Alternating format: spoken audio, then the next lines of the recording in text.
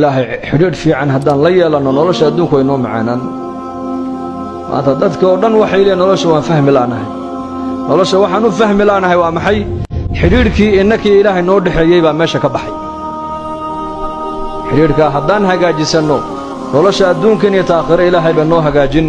ilaahay baa qur-aankiisa inoogu sheegoo yidhi waman yattaqi allaaha yajcal lahu min amrihi yusra qofka ilaahay ka baqa ilaahay ka cabsada umuurtiisa oo dhan waxaan ka dhigaynaa fudayd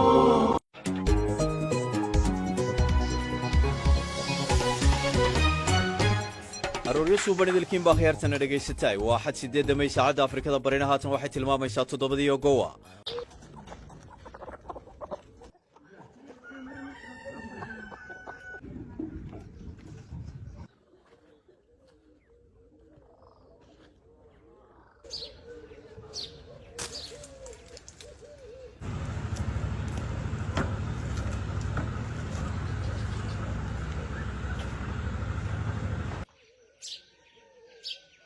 انت سريرك حنون لسرن الله كساره صبح ونغسن انت سريرك حنون لسرن الله كساره صبح ونغسن